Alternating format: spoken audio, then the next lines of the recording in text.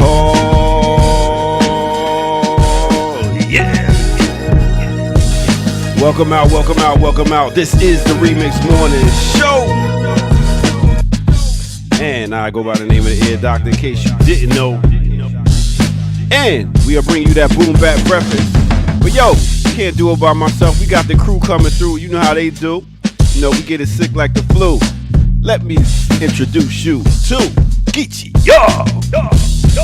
and Dr. Jared Ball. Yo, what is this funky Mama Biscuit-esque? Get a drummer something. Get a drummer something. Nah, serious. That Get the is drummer something. that is Timeless from Mobb Deep. Really? That was off their infamous album.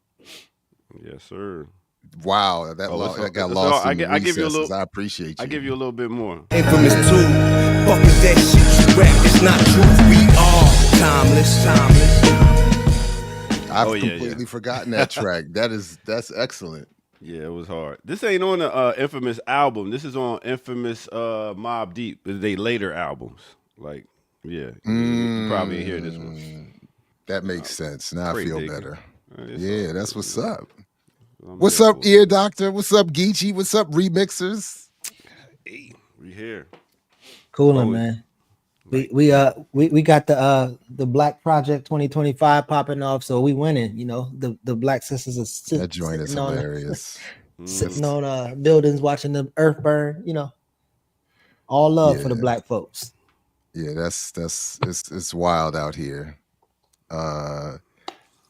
Did folks see this? I don't know if you didn't. On Instagram. It's on my Instagram. Man, I just pulled it up there.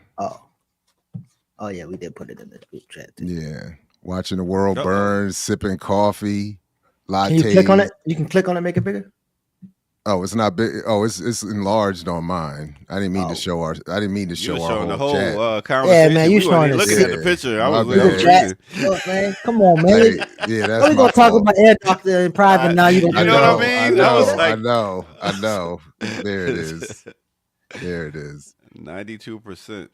92% saying they showed out for Kamala. Y'all let it burn. So they're like lower than that too, right? It's on you. It was technically lower, I think, but whatever. Okay. And you know, blame the black man. I'm used to it. It's the flag, though. It's like, you know, we're here. We saved it. Yeah. We saved liberty and justice. But obviously there's another side of that. I even been a part of a meeting of some sisters who were actually mad at those Black women who raised $1.6 million on that Zoom call, and it's like, if they can do it to them, they can give us the money. So the repurposing of the buying power and spending power is definitely being redirected from that conversation. But I actually looked into that lady, and the lady was like, she called herself the what's that lady on the White House show? God, man, what's her name? It's like the White House the series about the black lady, Kerry Washington. What do they call her? Oh, Scandal. What's her name though? I don't know. Kerry Washington. Are you talking about Olivia? Olivia Pope. Yeah. Pope. So the lady who led the Zoom call called herself Olivia Pope of Silicon Valley, and like the type of the resources she have compared to the average Black woman is just not. It's not it. So the fixer, yeah. I love Scandal, boy. That was my shit. I tried watching it. It just got so outrageous. After a while. Those shows do after a while, but I just loved her dad when he did his monologue. Like, He just went in every time. He's like, you know, you can't do anything without me. If you try to do anything without me, you can't do it in these white people face, and these white people will take you down. I mean, he would just go, and bars after bar after bar. I was like, yo, he's a beast. Great actor. The one though, I do remember the episode that I know I swore off the show and never watched it again, was when she came out there to de-escalate police violence. I don't remember the details, but there was some scene where the police were getting all violent against black people, and she came out there and sprinkled her magic, and it all went away. But it was like in defense of the police type thing, and it was like, this is ridiculous. I said, I got to get out of here. Well, she said something like, "Don't do this before y'all lose your job." I don't remember exactly what it was. Somebody in the chat, I'm sure, will know. But it was just I just remember the role she was playing in this. Like, the point isn't. The only thought I really remember was that it's that refrain I always have, that it's not that people don't understand the situation. It's not that the police don't understand what they're doing. No, they do understand what they're doing and keep doing it. That's the point. So it was something like that was the vibe. And I just remember thinking, this isn't the energy. I'm looking for that Dhoruba energy when we're talking about police violence and resistance. I'm not looking for Olivia Pope's energy. So that was it. Those were my shows: House of Cards, Scandal. I watched it. How to Get Away with Murder. House of Cards is wild, right? House of Cards is very wild. I don't think I watched a full show of any of those things. I never watched the How to Get Away with Murder show. Yeah, my students used to talk about it all the time. I should have looked into it. I mean, it teaches you how to get away with murder. Does it? Does it? You would think, right? The only thing I remember is that she failed the Kamau test. Oh, definitely. And it was like, so we're doing all of this for that? I'm like, Big up to Cicely Tyson, R.I.P. That was her mom in the show. So, yeah, man. I'm my mother took an acting class with her back in the day in New York. I always remember that. Yeah, nice. She was in an acting class. She used to talk about she used to ride the bus to the class with Tyson. Yeah. You ever did any acting? Any of y'all? I can see Geechee doing some acting.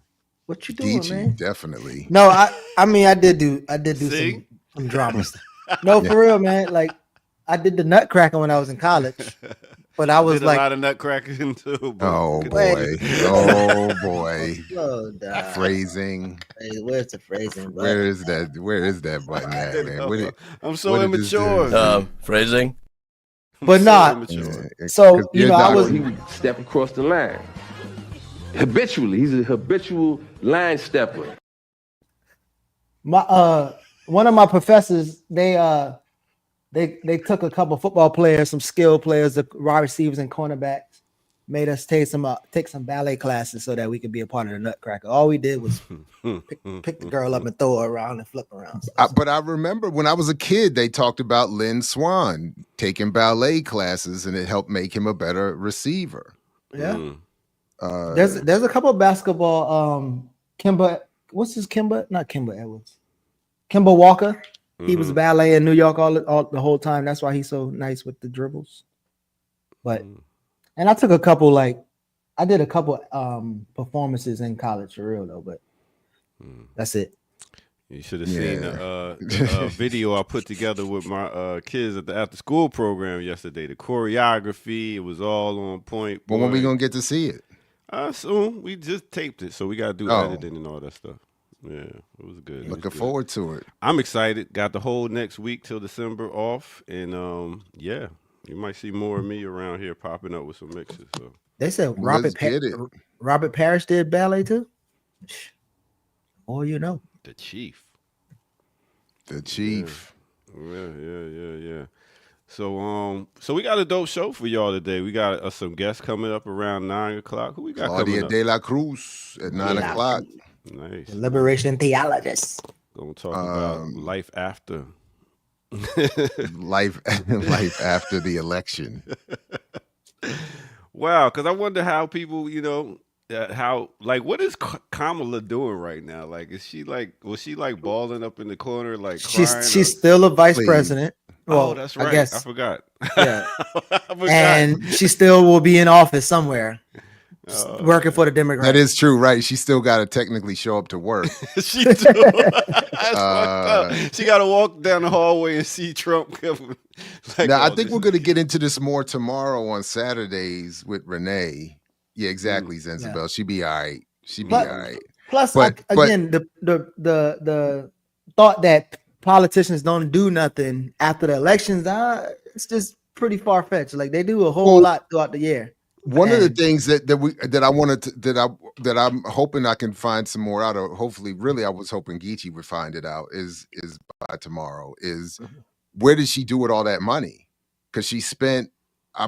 If I saw correctly, she spent over $1.5 billion. $1.5 billion. She spent $1.5 billion on this campaign. On ads. Well, I know For that who? we're gonna look into the 350 that went to Rolly. And then apparently Oprah, that was nothing. Oprah got $1 million apparently. But my other question is, what are the rules with what has to happen with whatever's left over? But apparently there is none left over because she owes money. She's in the whole thing. Didn't How about- Beyonce get a good bag too? I mean, what's Megan Thee Stallions? Oh yeah, Megan. quick fee on top of that. Like it's a lot of, if Sexy Red gets 150 grand and up to perform at Morgan's Homecoming, Oprah got 2.5 million. See, that's what I'm saying. We gotta dig into this. We gotta dig into this. If I could interview her and ask her, I would be like, yo, you about to leave the White House. All that shit you promised, you can do it before you leave. Right? Right? Not all. I of it, mean, you can She could do some legalize marijuana. but wait, you can, she can't really do it. It would be Biden that's doing it though. I'm saying have to she's be the Biden. puppet for Biden right now. All she got to do. That's what. Man, I'm not I saying she's listened gonna to do Ben it, Norton. but all this promising you've been promising what you gonna do before you get out the White House, make it happen. Why are we still talking about Oprah Zenzabel? Because she's the most important Black woman in the history, In the world, Craig. in the history of the universe. Mm, What you mean? Why we still talk about Oprah? Who else is there to talk about but Oprah? it's our media goddess. The most important. She and Roland Martin, the king and queen of Black media. She's not only plastered in the African American Museum in DC. She has a mural in every Black college in the Is she United in States. that museum? She has her own room. Remember? Not remember. I haven't been. I Oh. have Mm. my own She little- has the whole Oprah room. Oh wow. Yeah. Oh my goodness. Speaking of you know what though? I'm a mess though. I admit it. Look, so I do have a standing boycott against just museums in general. Mm. But The prisons. well, because I think when and I admit I've been moved by. There's a number of articles and essays I've read over the years, specifically, and I've even covered a couple on the platform specific to the relationship between museums and colonialism, and what is really being done with. And so I admit I'm wildly biased by that. And what I end up feeling is that the museum is not. It's not the celebration after a victory. It's the suppression of any potential future victory and a reclaiming of the narrative by the state. So so I can't get excited about it. And then when I hear about things like that, that just sort of confirms for me why I can't get excited by it. But I'm gonna show you where I'm probably gonna get caught in my own contradiction because they're talking. They've for the most part Go-Go Go-Go Museum. the Go-Go Wow. Museum, Wow. Oh, wow. and I'm about to be in trouble because this, I've been on a panel with this guy, like the nonprofit world is doing its thing, and like so even as Black people are being removed from DC, and being told you can't play go-go, and remember being told specifically, and I interviewed people about this back in the day, you can't go into the pocket. Well, They said if you go into the pocket, your band gets kicked out of the venue. You looking like another brother with glasses right now, Jared. The culture's top thought leader. Hey, we really got the culture's top thought leader, which is Erica Kane. Exactly. What's good? EC. So where this museum gonna be at now? I think it's already there. It's I thought I saw that they just had like the opening ceremony or whatever, but it's let's see. I'll share this screen. I mean, if backyard gonna be cranking, then why not? Well, there's gonna be. I mean, that was already part of it. Of course, there's gonna be great. Let's see about. It's filled with people from DC. Looks like a nice venue. That's about it. And I will have to request them to sing "A Lot of You Niggas Ain't Real." Where's the address?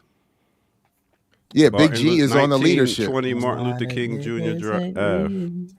Dr. Natalie Hopkinson, my former colleague at Maryland, the University of Maryland. Oh, here we go. 1920 Martin Luther King Jr. Ave Southeast. Play in the pocket. So I'm and you know who else gonna be there, right? Contradict myself and go. You know who else gonna be there, right? That community police from DC who be doing go-go. Do you know they're gonna be there? Of course. Of course. I used to work at the Apex Museum down here in Atlanta at the African Museum, and it was kind of depressing going in there every day and talking about slavery and stuff. But yeah, what a job. Just FYI, so unfortunately, so let's see. Claudia is going to be a few minutes late. Some transpo issues. So just FYI, she'll be a little bit late, closer to 9:20, I believe. Hey, Erica, did you ever go to the museum in DC, the Black History Museum? I heard that thing is humongous. I feel like I have not been there. Huh? I have not been there. No. Well, when it first started, when it first opened, it was like big to do to get in, like these long waits, and it was like monthly waits and things like that. And now it's been years, and I still haven't gone. Yeah. Have you been? Nah. I just feel like it'd be depressing.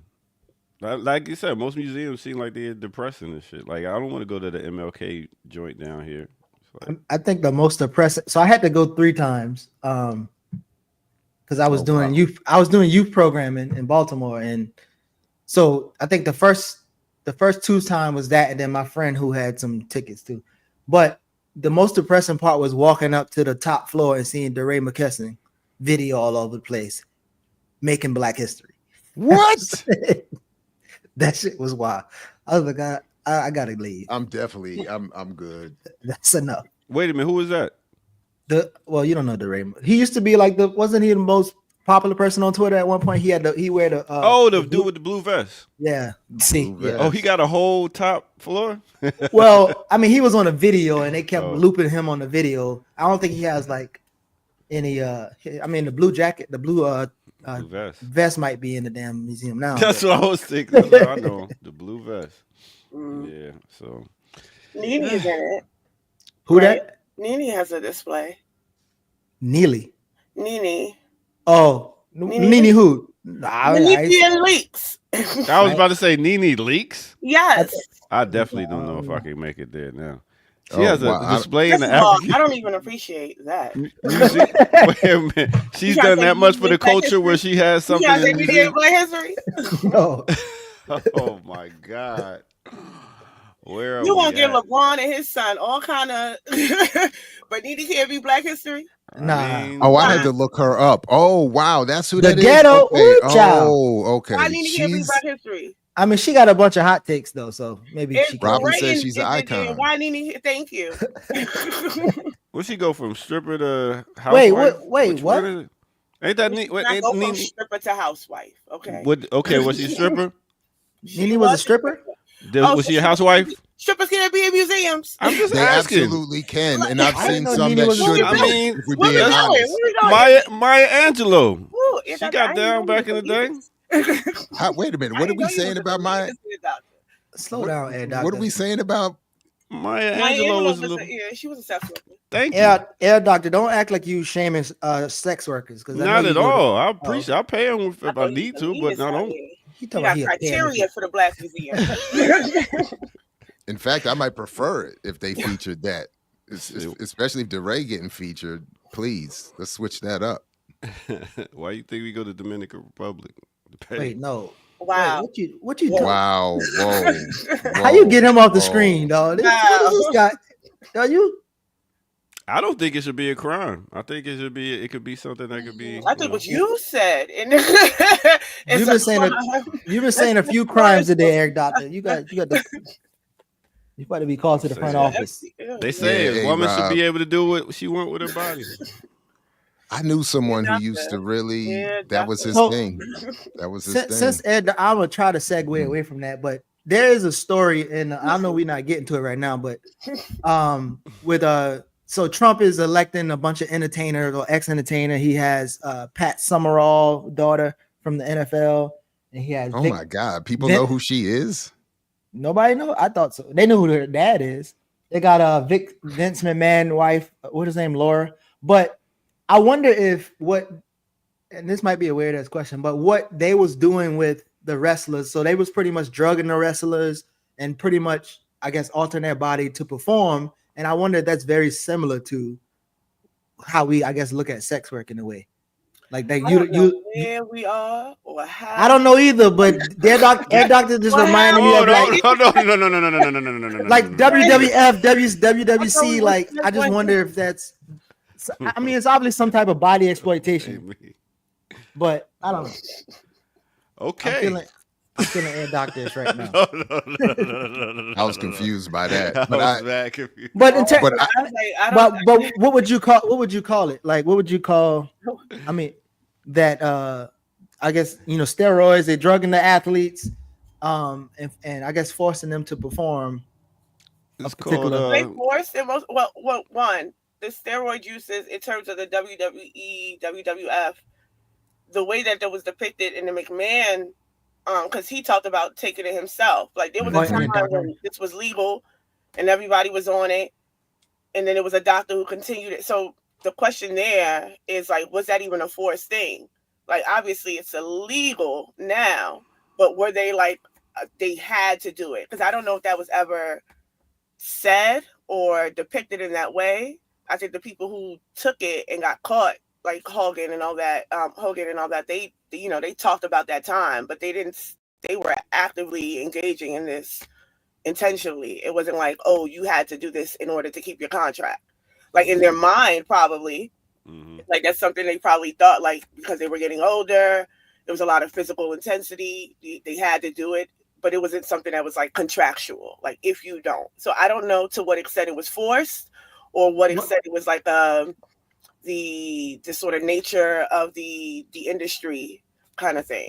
Yeah, what was forced was the schedule, the fight schedule, and then it trickles down to where if you want to be healthy enough to keep your job, you got to heal up. And it was the same thing we hear about in pro sports. So, but I think that's the forced part. That's like, wasn't it like if you want to be this type of star, you want to be able to. But it wasn't just. It's not overt. That's the only part. Like it's not contractual. Take the steroids or you can't. But it is if you're not healthy. That like they always say, the best ability is availability. So if you're hurt or if you're tired or you're not able to recover fast enough, then you lose gigs. So, and I always remember that one time, man, when my never was to be football career and the doctor for the Washington football team that trained at Frostburg when we were there told me, your shoulder, you're done for the season, Jared. Your shoulder's a mess. You can't, you're out for the season. And then he said, but if you played for this football team, he said, we would shoot you up and have you on the field next week. That's exactly what he told me. So in real life, my season was over. But if I was a professional football player wanting to keep my job, it would have been a whole bunch of cortisone and whatever other stuff, and to get me out on the field. And I've always remembered that. So I have to assume that is just pervasive I think when I you're know- signing these big contracts, you pretty much giving your body away. It's like, all right, because as soon as you get hurt, they can eject you with this, that, and the third. And it's just like, It's all right, it's I'm before fine. it's before the contracts though. Yeah, Because wait, Ricky, let Ricky. This is the way y'all keep saying it. Like, I don't think that they just be like bad with the needle. I think people like there's a consent given for them to do it, and I think that's. I think I think I get in what y'all saying, like mentally, not forced. Yeah, I the way wouldn't that say they're forced. set Yeah. up in the industry that they are in a sense they feel obligated to do these things if they want to keep their job, right? But I think that is still consensual. Right, they're not nobody's giving it to them, and nobody's unaware that it's happening to them. Like that, I don't think is the case. And you Yeah, wouldn't I call think- I it think you they'd wouldn't be call like- it forced consent either. Nah, I think they want I to get in the mean- game. They want to get back in the game. Be like, you know what? Because- Come on, give it to me. because Give it to listen, There's nuance there. I think that's situational. I think I think that's an argument, but I do think that the way that it's like being narrated here, I think we should probably give some clarity to that nuance. Yeah. When Jarrett was talking about the football, I remember in college when I hurt my ankle, and they did give me some horse numbing cream to rub on it, and that wasn't the move. And I don't remember. Yeah, I just remember like, well, one, you're gonna keep playing, and two, like eventually, if you don't keep playing, especially in college, the new freshmen come in and you got to go home. Now, So- before I checked out of the NFL as a viewer, one of the last things I remember was, and I can't remember his name, the left tackle the big time left tackle for the Washington football team was suing them for misrepresenting medical information and having him go through surgeries or not getting surgeries he should have gone. I can't remember the details, but it was a whole bunch of the team was misrepresenting his medical condition to get him to both stay on the field and, so it's not a one-to-one we're making you do it, but there's a lot of coercion going on. Trent Williams, thank you, Black Wookie. Trent Williams, exactly. It's nostalgia right here. Should have retaped that spat. I guess we could go ahead and get into our first break and come back with some news before we get our guests coming through around 9. Make sure y'all are here and telling other people to tune in. We are on. We got 352 watching live right now, so we should get up to about 500-600 today. Let's do that and call somebody up. All right, with that said, let's go ahead and get into our first break right here on the Remix Morning Show. Let's go. Damn it.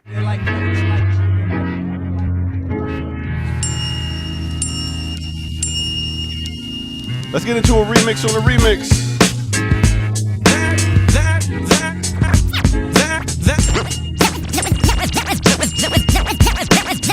That's music hot helpful to whenever God in need. Here I log God as long as I proceed to civilize the uncivilized. Word and wisdom to the crew from the wide.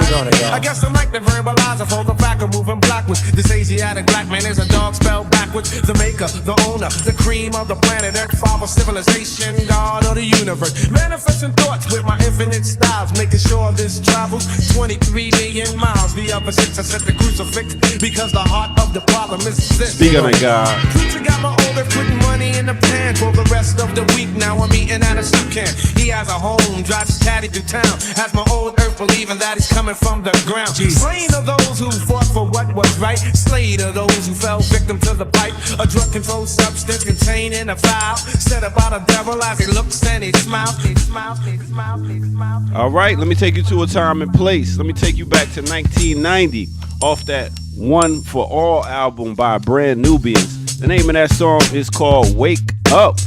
That's right, reprised in the sunshine.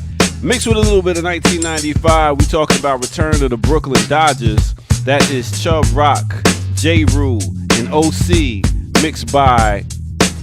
produced by DJ Premier off that Clocker soundtrack. All right, make sure y'all tune in. Like button, hit it. Subscribe button, hit it. If you're new to the channel, go to patreon.com, become a member over there, get footage that's rare. And also go right here to the bottom of the page where you can donate to blkliberationmedia.org. All right, with that said, let's get back to it right here on the Remix Morning Show. Let's go.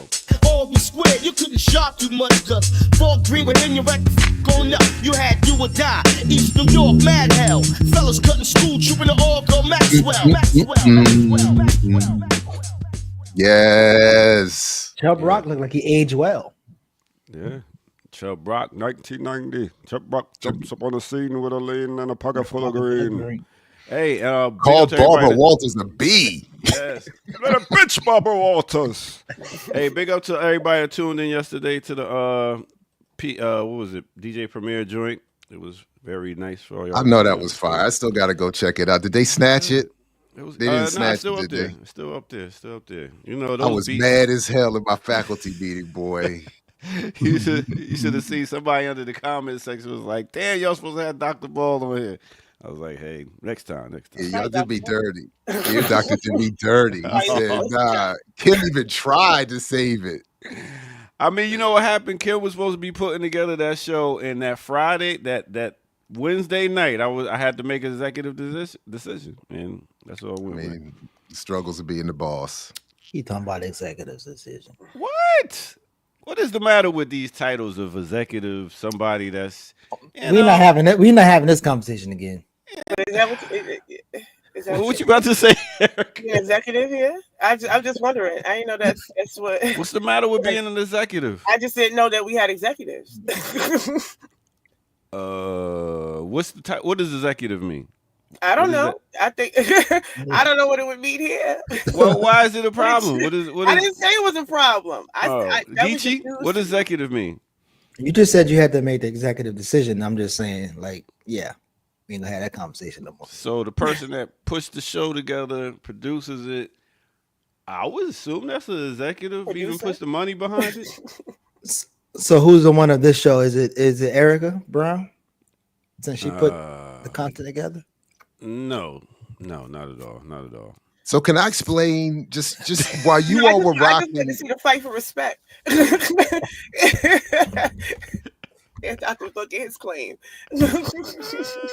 While you all were rocking Producer. with that, I'm sitting in this faculty meeting, and let me just summarize it. This first of all, something has to be written. If it is written, please somebody send it to me. Something has to be written about the white faculty at HBCUs. The dynamic is often fascinating, and the contradiction is that yesterday they were the only ones speaking up for what is the problem. Now there's good explanation for that, but what the funniest scene, and I did think about Dear Doctor, your show, because as this happened, I was thinking I should be listening to Premier Beats underneath this because it was hilarious and disturbing. So I would describe it this way: we had a Greek philosopher defending Black liberatory humanities while being walked off the stage by a West Indian, Caribbean, African assistant dean telling the West African dean to get this Greek philosopher off the stage. It was so goddamn funny. That was a lot. And disturbing. Because he was the only one kicking. He was doing what he was supposed to be doing. And they were like, get this man out of here, all in defense of the mandates of a Chinese engineer provost and a Black Alabaman president. It was just a fascinating, and I was just like, man, I should be listening to Dear Doctor and Kim, man. That's the post-racial society right there, bro. And all the outcomes are bad. It's all the outcomes are bad. We made it. What a West Indian was from? They Trini? Where they from? The West Indian Caribbean? The West Indian Caribbean. To be honest, I don't know. I honestly don't know. I've never heard anybody say from Tobago. They always say I just met her. I just met she said she was like, I only claim Tobago, something like that. Oh, yeah. Never hear nobody say I'm from Tobago. That's not true at all. Oh, well. Oh, you know who I talked to? Oh, my bad. Let me get out of here. I got to do. No, not Chinese engineered. So that was the point. Robin, no, I'm not saying he's Chinese engineered. I'm saying the provost is a Chinese engineer. And the backdrop is the STEM versus the humanities war.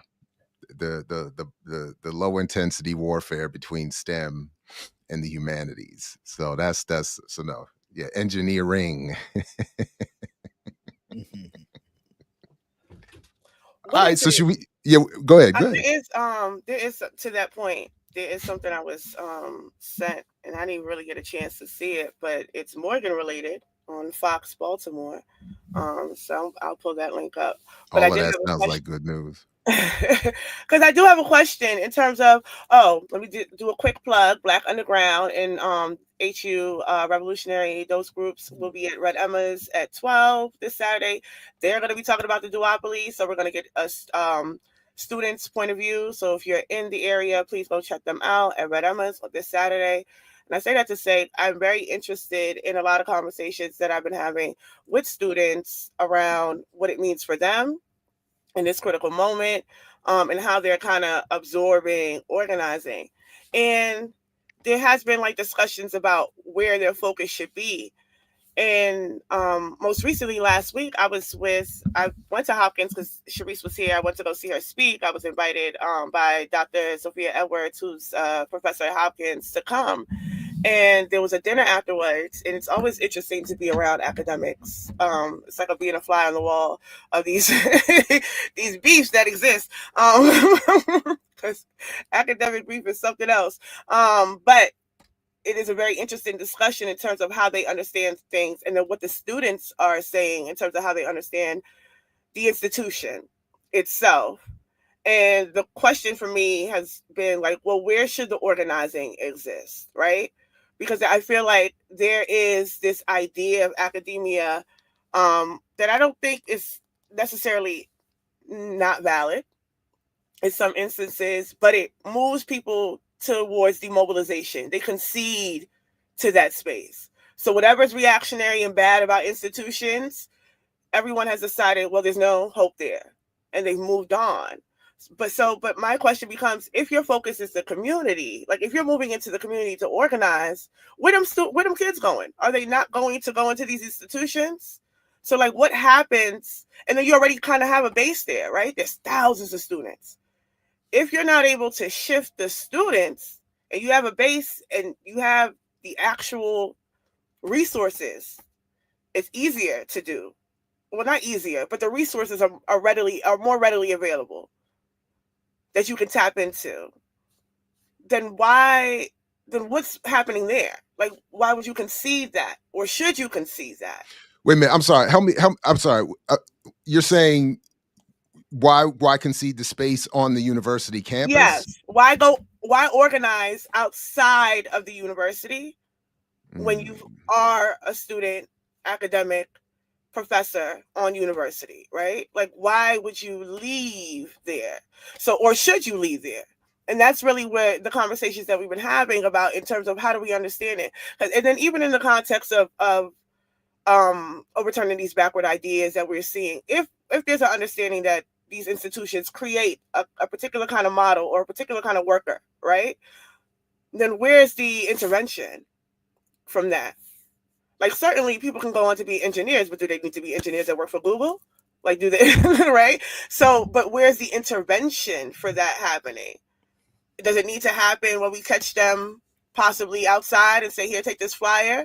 Or are we flyering each dorm room, sticking things under the doors and telling people come out, or sending out information? This is what your university's been up to. Like, where is the struggle happening? And why is it so easily being conceded in one space to come and collectivize with 100 other organizations that's already in community? My first immediate reaction is that I think there's a parallel between the arguments historically made between why white liberals end up working. I remember Kwame Ture, one of his in Stokely Speaks, is that he makes the point that white liberals end up wanting to work with us because they already know they're afraid, or they feel like they can't, or they're afraid to deal with the people in their own community. And I think there's a parallel there. It's definitely easier, I think, as a faculty member to say, I can't win with this institution, So I'm going to go link up with people already doing, and this is one reason why there's this struggle to expand. So I think that's a problem. The other thing that from my own experience, I don't know, I think other faculty are better positioned to do different things, is that if you are exposed as some form of political threat to the institution, you get cut off from those resources. So you don't have, at least relatively speaking, the kind of resources to bring off campus, and then you're cut off even from building with other faculty on campus. So there's this marginalization that makes that, in some ways, can politically neuter somebody on campus, and then again it becomes easier to just go drift back off into the communities where people are already doing the work, and then that connection that I think you're talking about is either severed or just never built upon. So is the question why they won't take the risks to do such things on Not campus? necessarily why they won't take the risk. I think ultimately it does become a question of risk, right? But the question really is about conceding particular spaces. If it is that if you have not, like, the way I'm seeing it, right, especially in terms of the campus layout, if there is a base there already, backwards as it may be, why struggle elsewhere when you still have to deal with these folks anyway? Because once they graduate, where they going? Not back into community? And where they coming from, if not from community? So why is that space being kind of jumped over? Especially, like, Dhoruba has said it, Rafiki has said it. These are struggles that have already been won on campuses, like getting ROTC off and things like that. So there's a history of that I think at this point there is such a distaste for these institutions and what it has created in the aftermath, especially through the nonprofit industrial complex, etc., that people are like, like anybody, like academic at this point is a slur almost. Like I get called an academic and I'm a dropout. I don't got no degree nowhere. But if you sound a particular way, like it's like attached to intellectualism in some kind of way. So it's looked at in a particular way that people don't even want to really engage it, because it does create a petty bouge class. It does create these dynamics. But my question then becomes, so then should we concede? Because you also have to deal with petty bouge in your community, and you also have to deal with petty bouge mentality in your community. So I don't know, but that is an ongoing conversation. I was just thinking through it in terms of, like, if that is the case, if that's what we're seeing happening, then what happens to students? Do we just leave that open? Especially if we think about in terms of the encampments. Yeah. Well, I still haven't read Josh's book, Jared. So is that some of the argument that Josh is making? Josh Myers. Josh Myers. Sorry, yeah, the Black Studies. So is that some of the? No, what at least not as what Myers, I think, is, as I interpret Myers' book, and we're literally using it again this semester, is he's trying to remind people that the version of academia, the version of Black scholarship that you may have come across, is more than likely a watered down, antagonistic, opposing form of what it claims to be. And if you go back to what these scholars were actually doing and saying, and he selects a handful to build off of, and go back to the traditions from which they come, then you understand that Black studies is itself a revolutionary field, and that the work that people have been doing is being misrepresented by popular scholarship. That's my version of that's my version. That's how I teach it, at least. But there's nothing in there about, I mean, he talks about the university conceptually either being a place of revolution or colonialism, again, my language, but he's not talking about what I hear Erica raising here, how to preserve it or build it as a space for radical political organizational struggle. So, man, yeah. one thing that I did want to quickly say is that one of the problems is that most of the people who end up working at the university, like there's no more, I would argue there's no more by percentage of the population a revolutionary or radically political group than you would find anywhere else where you find Black people working. So I don't think that the idea that is often the case that everybody who goes to the university is trying to be a revolutionary academic. I don't think that's the case at all. And then just going off of what happened at the meeting yesterday, just as a quick example, without any IDing anybody, one of the faculty members who spoke trying to address this problem with the attack on the humanities was also someone I had 15 years ago tried to organize with on campus, but was reporting indirectly yesterday what has happened as sort of a result of what I would argue we were trying to do back then, which is defunding of his department, removal of lines of tenured faculty, a collapsing of departments. In other words, they're creating what was described yesterday as Frankenpartments or something like. They're putting departments together that traditionally should be separate, all with the idea that whatever level of humanities the state requires of the university can be passed off in the context of STEM, cybersecurity, et cetera, and so forth. And then the humanities, as we know it, would just be removed forever. And my point being that the institution does have its way of finding, marginalizing, removing, separating. And so what it's done for me is to say, I do need to get back out into the community and give up on this space. And I think what you're saying here today is a really important. I wonder. So I got to think. So I was at Moore. You're probably I keep calling him Moorhead, but I was at Morehouse for that one conference with SNCC, and then met some Georgia State students at another archivist conference. And I wonder if the site is similar to, like, I guess the military or even a nonprofit. And so, you know how people have a job and they feel like they can't do a particular thing at the job, but they can go outside of their job and do it. So I wonder if people on the college campus kind of like, that's a sentiment of like they think it's obviously it's not as hostile as the military, but it's a hostile environment.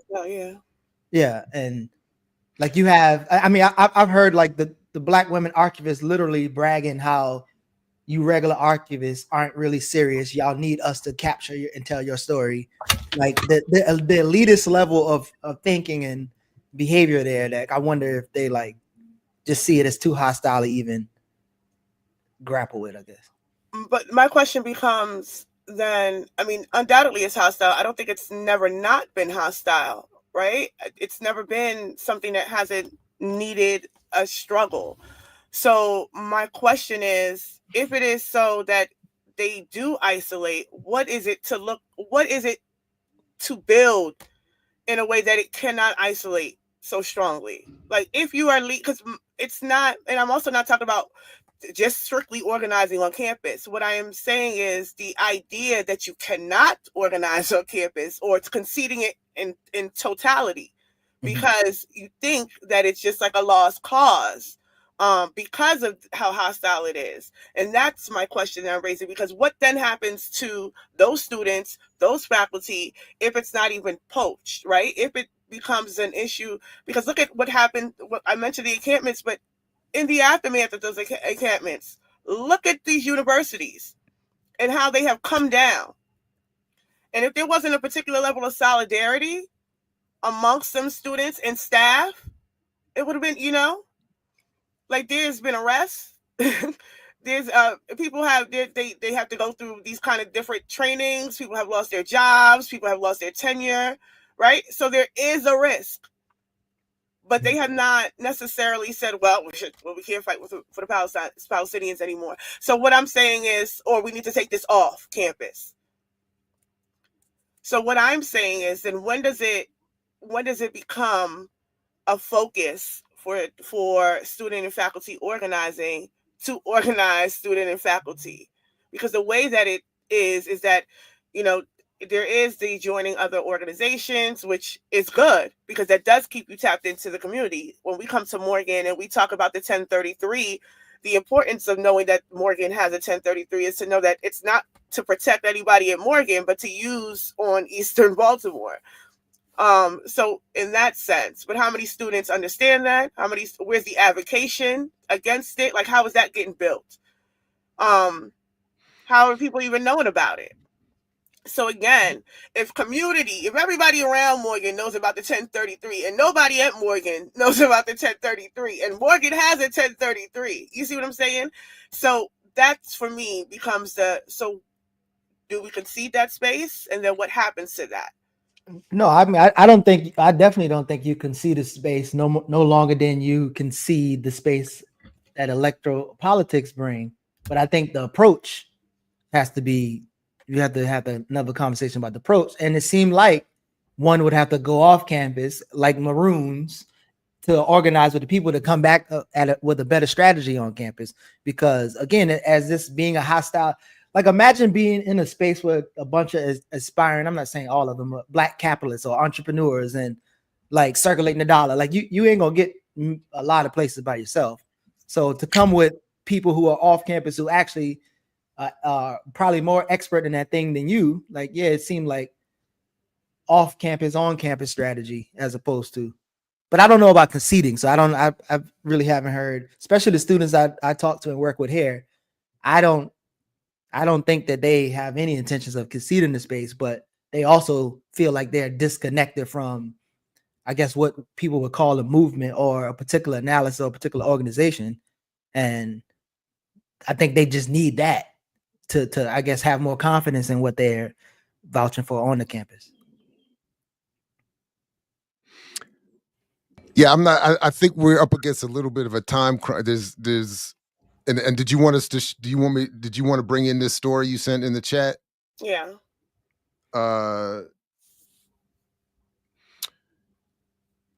So I had not heard about this, but of course, so Fox News Baltimore says the headline: Mayor Scott's reparations scholar bashed white women, refuses to celebrate Thanksgiving. And of course, that's my old boy. That's my man. That's Ray. Dr. Ray Wimbush. Y'all should have done a skit, Claude and Ray. You should have been Claude and he was Ray. That's what y'all should have done. You know what? He is. I have the pleasure of being in a committee with him now. We are set to host a discussion with him about this reparations commission. We've just had to delay it for some issues he's dealing with. But I had not heard about this. Ricky, do you want to say? You can read it. I don't know if can you hear me well? Yeah. Okay. It's up to you. Now I hear you better. Yeah. Okay. Sorry, because it seems like my computer is doing some nonsense on my end, but I see it's up. But I think. Yeah, so we might have to come back. I'm sorry. Go ahead. Yeah, it says Mayor Scott's reparations scholar bash white women, refuses to celebrate Thanksgiving. A reparations official appointed by Baltimore Mayor Brandon Scott has a history of making politically and racially charged comments. An analysis by Spotlight on Maryland found. Ray Wimbush is a research professor and director of the Institute for Urban Research at Morgan State University. His scholarship focuses on the developmental stages in Black males, public policy, and its connection to compensatory justice, among other topics. Wimbush was one of the several individuals appointed to the new Baltimore Community Reinvestment and Reparations Commission last week. The commission will be responsible for making recommendations about how to spend tax revenue acquired through the sale of legalized cannabis, with a focus on communities that have been disproportionately impacted by the enforcement of the cannabis prohibition. Prohibition. Our Community Reinvestment and Reparations Commissions is tasked with two things: determining for which purposes these funds can be used and directing the expenditure of funding to the community-based organizations for services and programs intended to benefit the hardest hit communities in accordance with the state law. And this is what Mayor Scott told the Afro. So what they're saying is that that he is a racist, basically. Using And coded white people. See, y'all should just say Bucker. Just get it over and say Bucker. Keebler is still my favorite, but yeah. you know, It's because they said that they're going through his Facebook page. So they said when Bush's Facebook includes several usages of coded language. Yo, they need to leave Ray alone, bro. That's the guy. Yo. look, man, Ray is really accessible to the community too. By the way, I like that guy. he's very accessible to the community, and I will continue to say as often as I can, he's one of the few faculty who work within these institutions to help other faculty. Mhm. So, Yeah.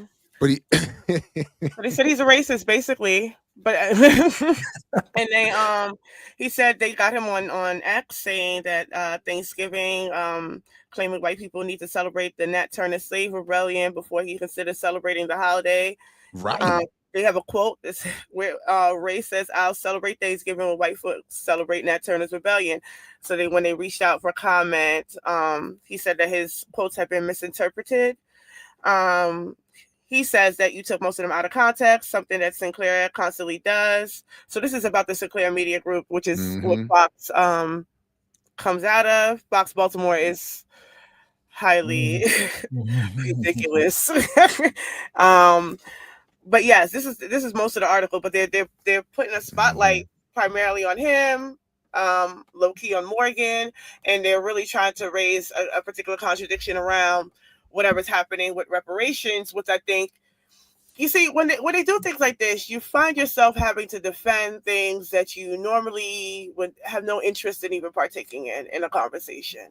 Like the Reparations Commission for me, in terms of the cannabis use and that policy, I feel the same way in terms of where all reparations commissions are going, right? This is not something necessarily I think will benefit the majority of the Ricky, state. I'm sorry to cut you off, but Ear Doctor has a guest and a time crunch. Can we revisit? Okay. Can we come back to this? Yeah, we can come back. And maybe even when Claudia gets here, we can continue the discussion. But Ear Doctor, go ahead and It's all good. I see y'all was about to get into it. But we're going to take a quick break, and that's the cliffhanger. That's how we get y'all to come back. Make sure y'all come back to this conversation. See? He on it. He's executive producing. All right, here we go. All right, let's take a quick break right here on the Remix Morning Show. Let's go.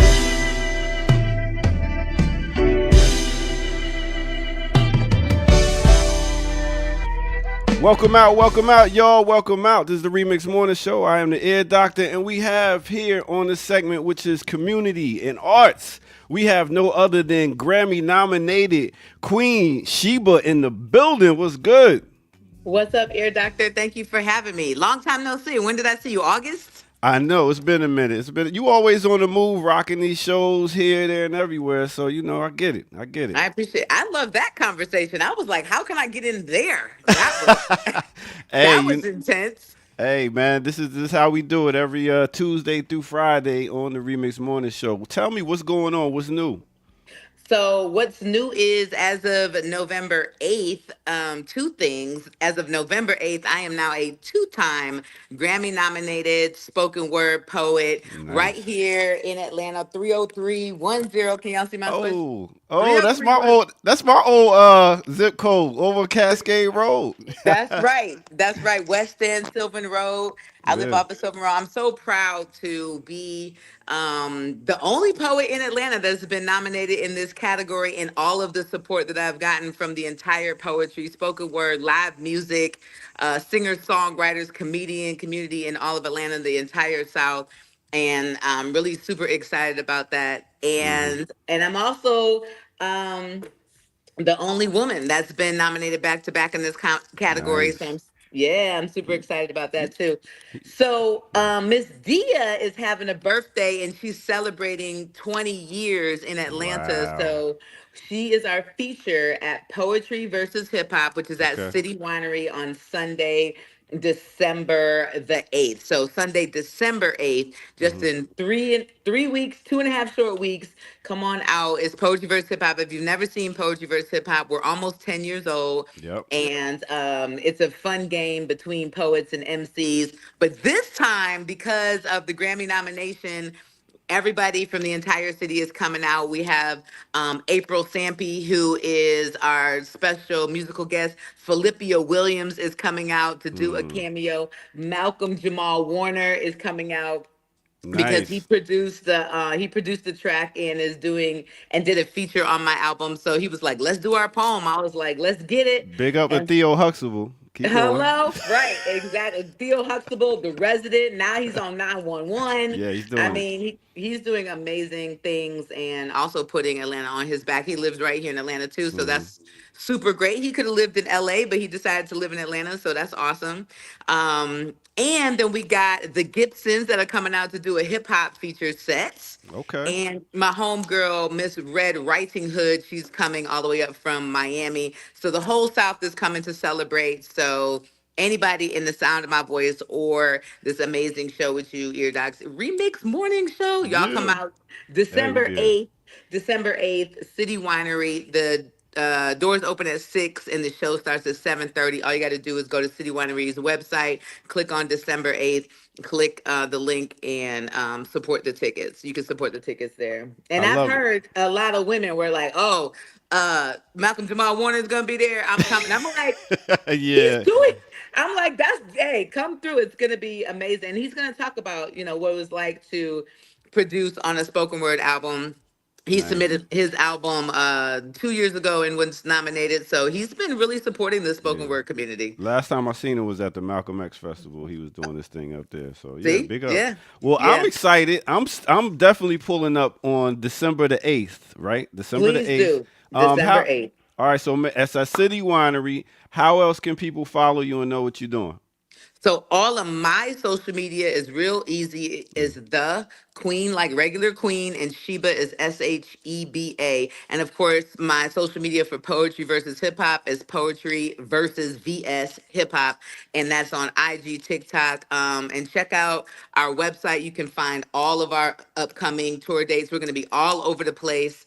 So even if you're listening to this somewhere else, we're going to be in DC, Philly, New York, Pittsburgh, LA, all within the next 6 weeks. So it's going to be crazy. Yeah.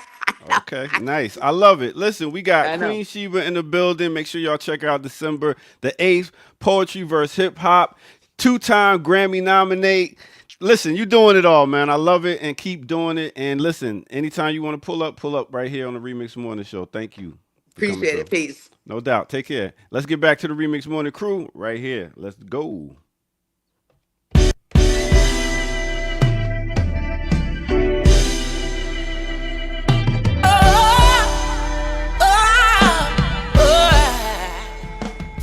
Yeah. All right. Congratulations. Yeah, man. Got people I seen also in that category. Mad Skills did a poetry album. Mad Skills. Really? I was like, wow. Yeah. So he's also nominated for a Grammy. Big up to that sister. I've been seeing her putting in work for the longest, and I really appreciate the fact that she's still out here doing it big.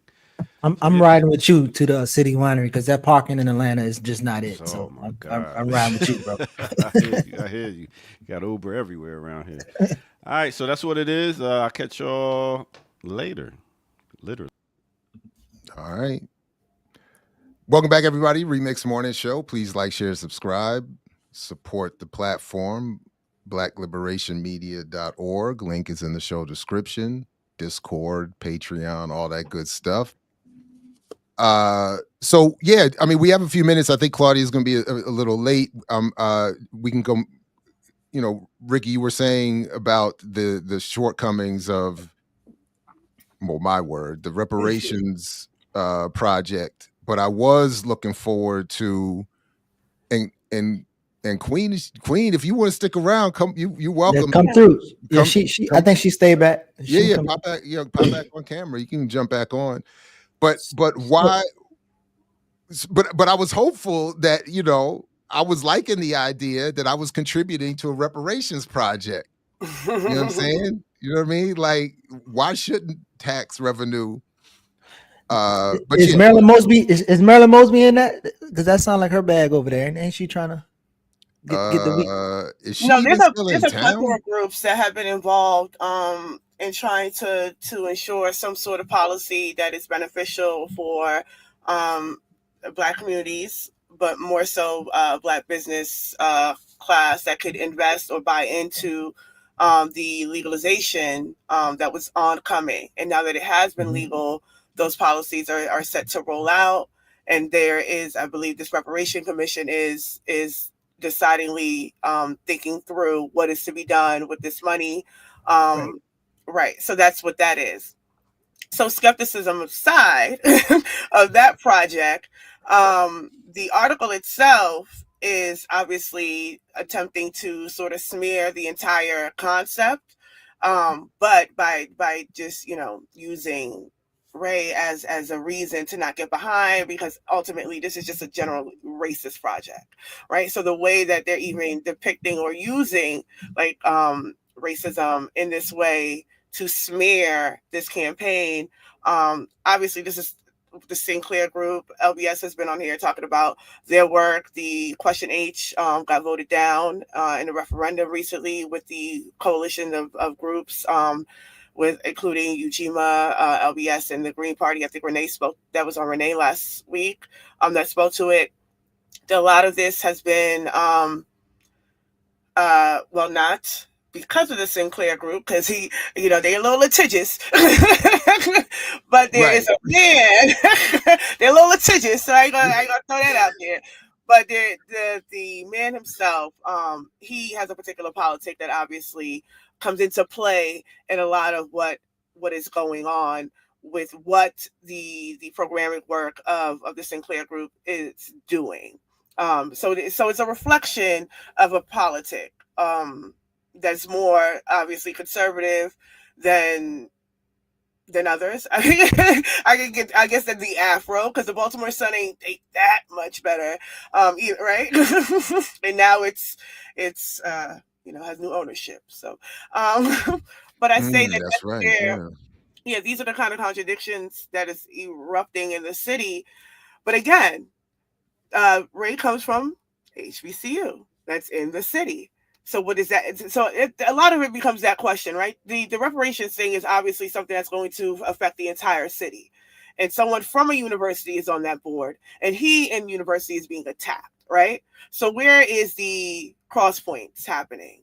How do people even know that this is happening? What is the organizing around it? So a lot of that is my question in terms of where the interconnections between student organizing, campus organizing, and community organizing, where in fact a city like Baltimore, there is so much intermix. Cop City is coming to Baltimore. I mean, Cop City is coming to Coppin State University. Like, it's coming to a campus, right? That was the proposal. We've talked about the 1033 in Morgan, but then also, we talk about one of the first heads of AFRICOM is a Morgan alum. So there's all these interconnections, the expansion of these engineering schools that are leaping into community.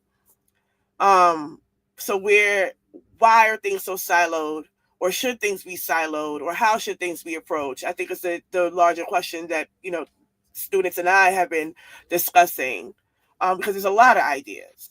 There's a lot of things that they want to do, and it's really good, but effectively, what can be done?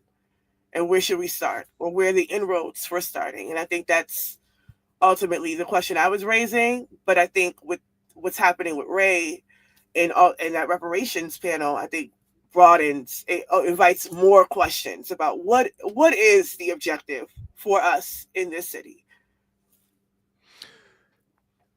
That's all of that's very important. And I mean, even I'm definitely gonna be working on this one for a minute. The reparations thing also, by the way, it's a commission that's been appointed that would oversee the distribution of grants that have to be applied for. So it's not, even with my sort of joke of exuberance or whatever, it's not it's not like it's an automatic redistribution of the tax base back to the most aggrieved populations. It's not, and it's something that. And what was disappointing to me in reading that, and I will, when we talk, I'll ask Ray more about what he thinks and what they hope the goals are, because I think, to your point, Ricky, how is this connected to what goal is an important question. But the idea that, so on the one hand, I like the idea of saying if revenue is being generated in a community, it should be redistributed. I'm not clear on is how does this effort get connected to making that more of a broad-based effort that makes it something more automatically institutional, and to what extent this is something that can be built upon. And then, of course, you're right that there would almost of necessity have to be some sort of backlash, and then Ray then becomes a nice easy target. Where, and let's just say for the record that anyone was offended by Winbush's Facebook posts or his comments about Nat Turner versus Thanksgiving. What in the world should that have to do with oppressed communities, suffering communities, getting some assistance from all the wealth being created in this society or this community? So it just immediately exposes, even if I was willing to say to somebody defending that complaint, okay, great, Ray's wrong. Everything he said is terrible. Let's celebrate Thanksgiving and punish Nat Turner again and posthumously. Great. Like, are you now going to support reparations? Are you now going to support something more reparative even than that? Right. But it says to make recommendations, so it's still got to be approved, right? So you can make recommendations where to spend the weed and the alcohol money. Yeah. And ultimately, I don't think they even are concerned with the process. What I think the article itself is attempting to do is make the entire thing a racist project. This is anti-white. This is against white people. And look who they have leading it. See, this is the example, right? Because he says this and he says this. And if this is someone who's leading it, if this is the mayor's conscious decision, then what does that say?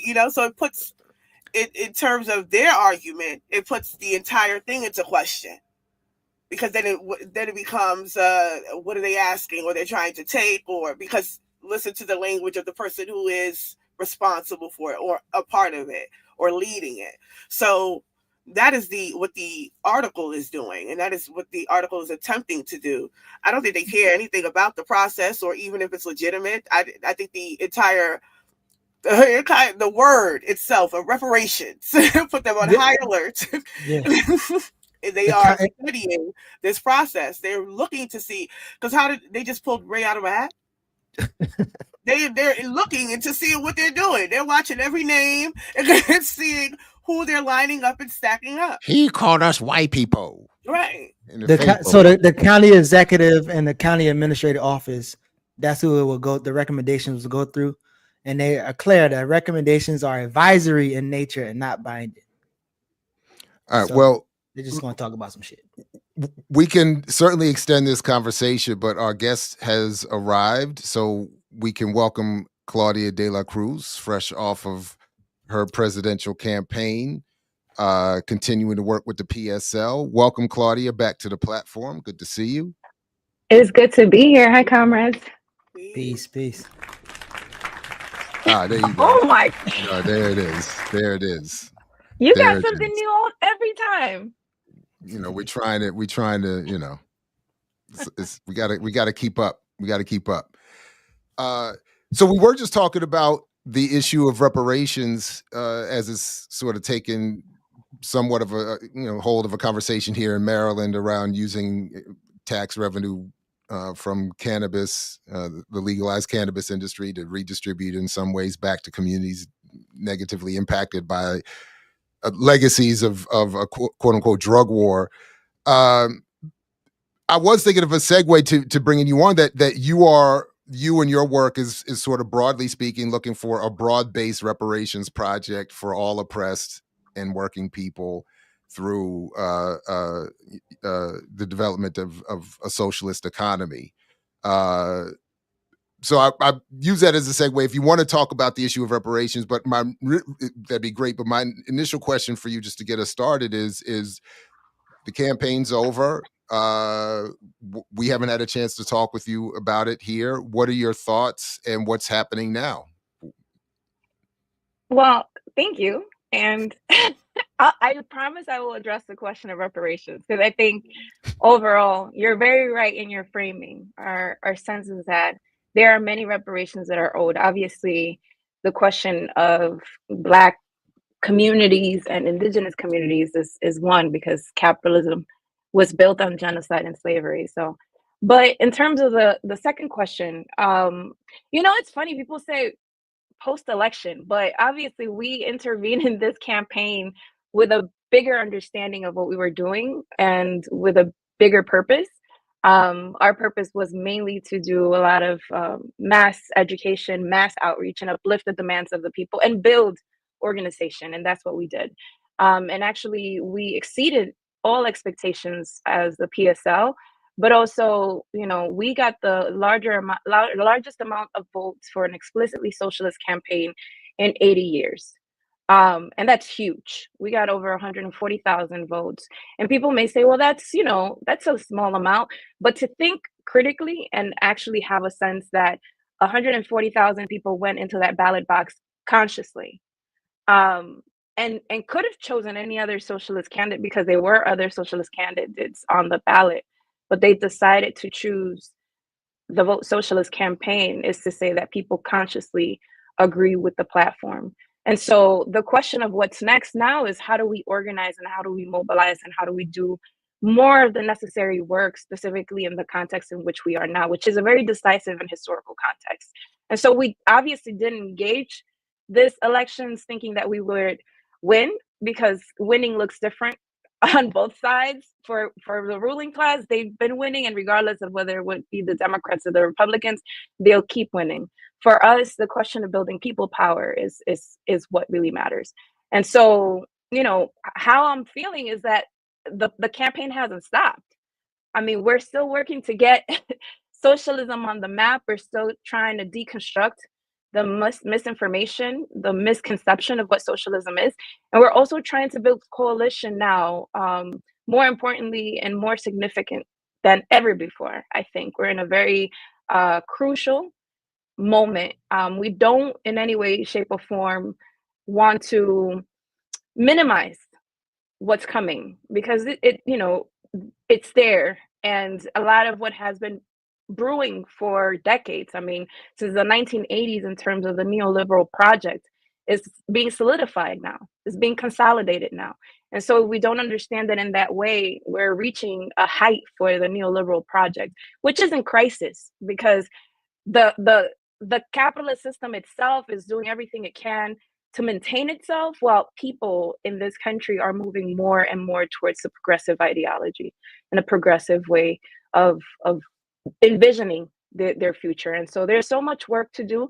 There are many challenges, but there's also a lot of opportunities in this moment to seek out and move many folks that were probably not engaged in politics in the way that we would want them to be, to actually get involved. Right on. Anybody have something they want to jump in with? Yeah. Go ahead. Yeah, go ahead. Hi, Claudia. Long time. Hi. I think it's interesting. I appreciate that you noted that a lot of these conversation has been slated as post-election, as if the objective shifts because the election is over. So I do appreciate that you raised that, but I am wondering what now? And I think some of that is what Jared was asking in terms of where is not only PSL heading, but where do you think the left is heading? Where do you think the left should be heading? And what is the intention for the next 4 years of building? Because I know PSL this was not the first time that you all run candidates, and I do understand the purpose of you all running candidates. I think that's the more legitimate, valid reason to do it, to help build a base, create a mass, educate the people, get them all on board with a particular line. But does that what does that look like in terms of if you had 140,000 this time? What is the expectation next time? Like, what are you building towards to increase those numbers specifically, to increase the numbers of people that join organizations, not just PSL, but get involved? So I am wondering, what is the what now? I mean, I think that that's a great question, and it's precisely that. I feel like there is a huge opportunity for all organizations on the left to do the work on the ground to get their organizations growing. And what that means for the PSL and all of our organizations is touching grass, is getting out of the left niche, is actually being with working class people and making meaning of this moment. So we're going to have to go back to methods of organizing that, because of technology and because of many other different reasons, we have abandoned. COVID being part of it as well. But how do we actually engage with communities that are going to be under attack? For example, when we think about the threats against immigrant communities, we know that day laborers are going to be attacked. So how are we organizing around the question of day laborers that are going to be attacked by ICE and by police departments all across this country? Are we organizing committees of defense without thinking about the fact that, you know, we may not be undocumented ourselves, but we might want to put ourselves on the line and the levels of privilege that we have to defend that community? Are we going to do that with trans communities? Are we going to do that with the question of abortion in this country? And so I think we need to start thinking more along the lines of touching grass, being in communities, organizing, orienting, and also listening to our communities that have been surviving for decades against many threats. And that's where we're headed. We are calling on a mobilization, which I think mobilizations are still important. We're calling on a national day of action for January 20th, which happens to be MLK Day as well. And we know how whitewashed that has been.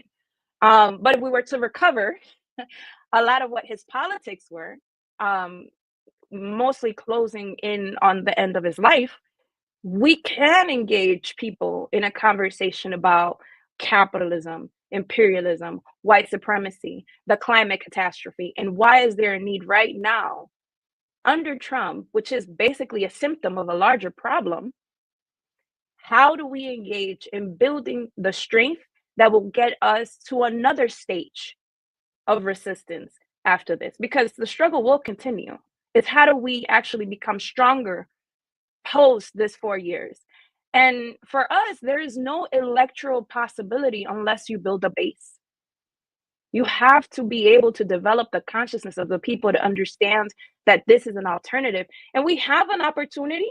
You know, there are Reuters reports and other type of research that has revealed that the population in this country, again, has increasingly become more progressive. If we look at the elections this year, many people who did not vote for Democrats and folks who may be engaged in voting for Trump voted for the right to women to access abortion all across the board. So people are concerned with their day-to-day issues. And so how do we become an alternative as the left, as socialists, as progressives, not only in the election, not only in the ballot, but that they know that they could look to us to be able to solve the many problems that are day-to-day problems, that they don't necessarily need to seek out, you know, services in the nonprofit industrial complex, which is being threatened as well, but that they can actually look to the socialists on the block. They could look to the progressives, the leftists on the block to be in conversation with. And we need to be able to do that work if we are going to gain that trust.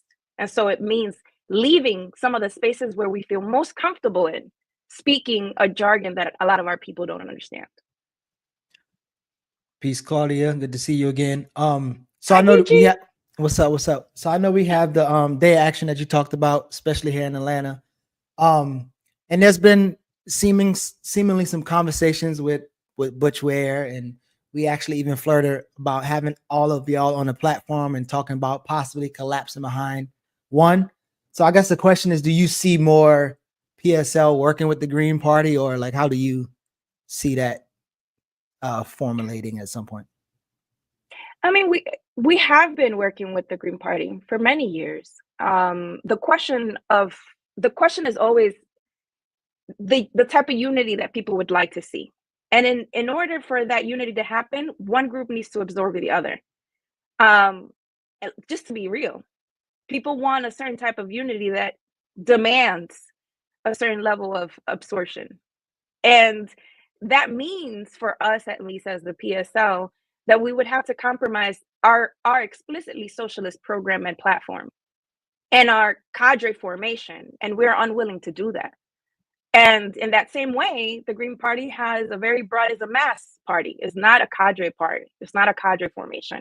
And so there is this understanding, this premise that we don't work together. We have historically collaborated in many ways, but there's a significant and important difference in the type of organizations that we have.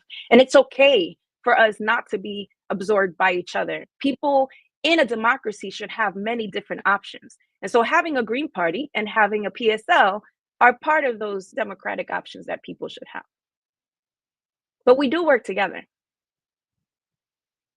Yeah, right on. That makes sense.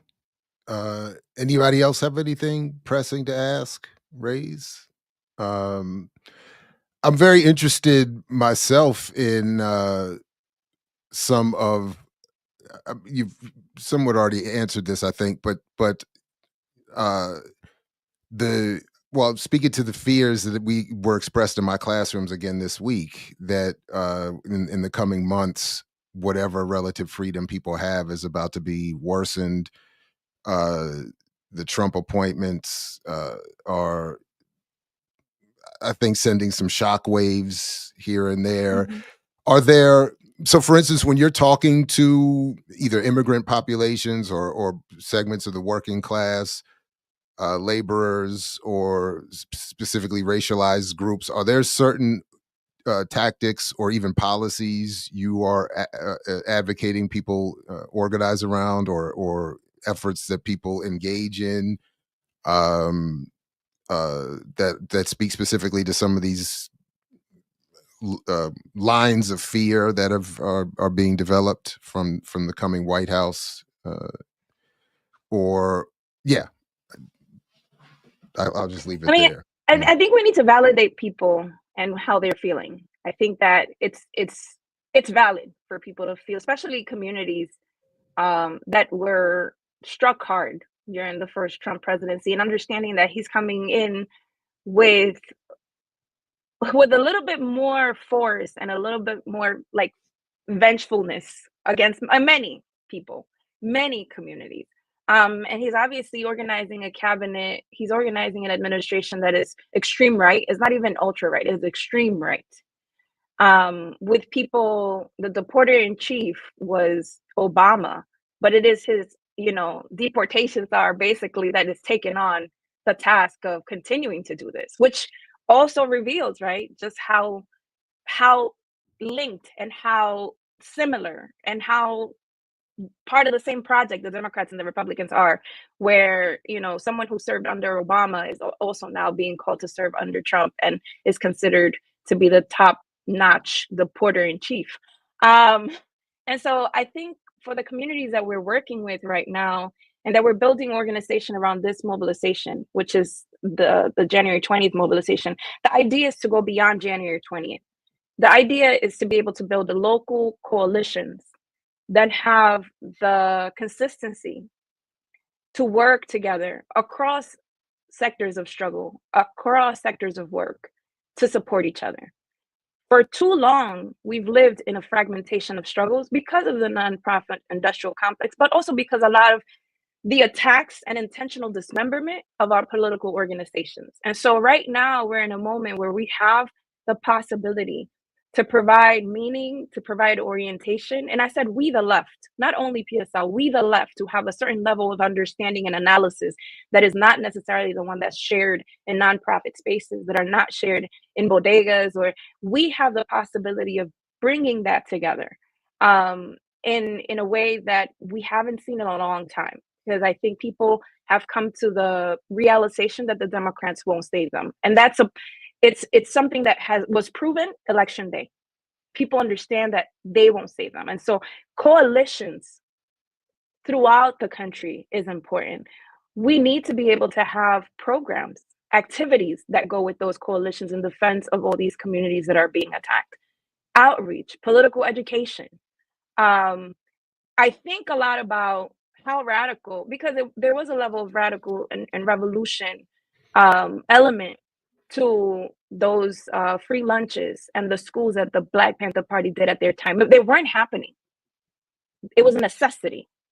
And that necessity brought people together to be in conversation and to politically educate and raise the level of consciousness of a people. And then it was co-opted. But we need to think about what's radical now. What's revolutionary now? What does it mean to protect and defend now? What does it mean for us to be in conversation with communities and actually build the trust? So for us in this moment, we're having conversations with national organizations that do work around labor, day labor organizing. We're having conversations with communities that are Black, Brown, Indigenous. We're having conversations with communities that have been doing work around abortion rights. We're having conversations with people that are doing work around cop cities.